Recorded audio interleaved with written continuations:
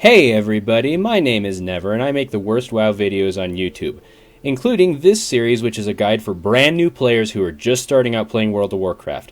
I'm going to show you some of the things that might seem kind of obvious to people that have been playing the game for a while, but are easy to take for granted because if you haven't been playing this game or games like it for a while, there's a lot of stuff you just might not know because you've never run into it, and that's where this guide comes in.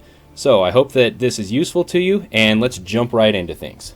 So when you first load up the game after you get it installed, you'll go here. This is the login screen. This is where you'll put in your account name and your password. There's a box here that says remember account name. This is a good idea because malicious software that tries to steal your information usually does it by listening to the keystrokes that you do. And if your account name is already there, it means you don't have to use keystrokes to put it there, which means it's less chance that it'll get listened to. Your password should be something good. A good password is not your name, not a birthday, not an anniversary day, nothing to do with you. It's a long series of characters. It can be words if you want, but length is the most important thing to help a password be good. An ideal password length for the average person is 12 or more characters. So, I love cheese, ? Is a pretty good start for something like a password. It doesn't have anything to do with you unless you really love cheese, and then you might want to think about like I love watermelon or something like that. A phrase is easy to remember and easy to type in. So we type in our password, and mine is hidden. If you put the password in wrong, you get that, so let's do it right. And then we're presented with the realm selection. So I've already got characters here, but if you're just starting out, you'll see this. The real important thing here is to choose the same realm that your friends are on. And you can just ask them, they all have a name. If you don't have friends that are playing the game, then choose a realm that's suitable to the type of playing you want to do. Normal realms are just the normal experience with the game. PvP realms, or player versus player, is where each faction can attack each other at any time, and if you really like fighting other players all the time, this is a good way to go. RP realms, or roleplay realms, are where people try and stay in character and immerse themselves in the story of the game a little more.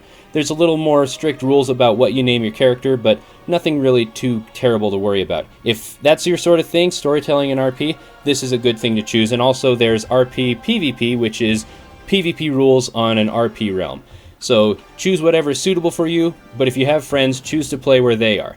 So once you do that, you'll get to where you can create a new character. I've already got a bunch of characters, but when you're just starting out, you create your first one. The first thing to pay attention to here is there is the Alliance and there is the Horde. Make sure you choose where your friends are playing. If your friends are Alliance, you've got to make an Alliance character to play with them, and the same thing for Horde.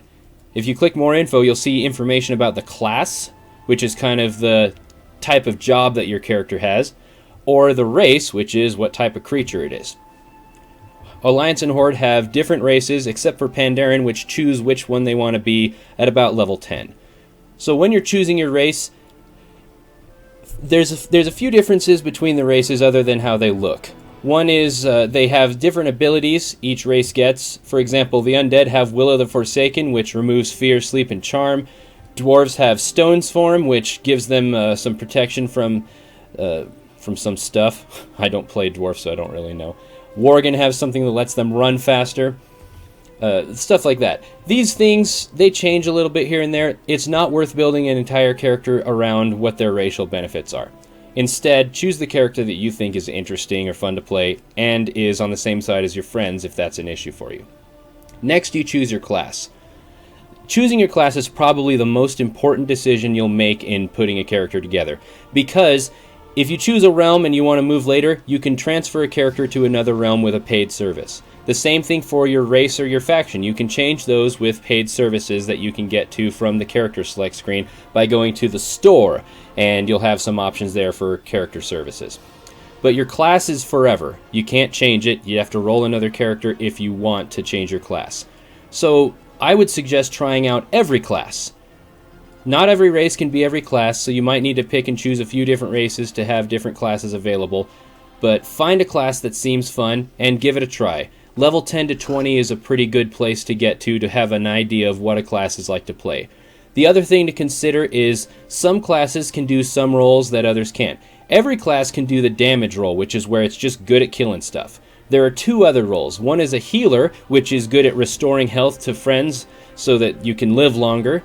And the other is a tank, which is kind of a protector that keeps other people alive by making sure that the monsters are fighting them. They're really hard to kill so that they're good at this, but they still need a healer to keep them alive for a long time. And those 3 roles make up a basic group.